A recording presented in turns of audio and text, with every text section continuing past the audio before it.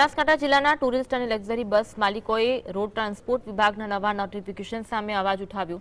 Banaskantha tourist luxury bus owners એસોસિએશને સાંસદ ગેનીબેન ઠાકોરને પત્ર લખી નિયમોમાં રાહત આપવા માંગ કરી। બસ માલિકોનું કહેવું છે કે EIS 52 અને AIS 153 જેવા નવા સેફટી નિયમોના કારણે આર્થિક ભાર વધશે અને હજારો લોકોની રોજગારી જોખમમાં પડશે। આ અંગે ગેનીબેન ઠાકોરે જણાવ્યું કે તેઓ અન્ય સાંસદો સાથે મળીને કેન્દ્રીય મંત્રી નીતિન ગડકરીને મળશે અને બસ માલિકોની સમસ્યા કેન્દ્ર સરકાર સુધી પહોંચાડશે। હવે સરકાર શું નિર્ણય લે છે તે જોવાનું રહેશે।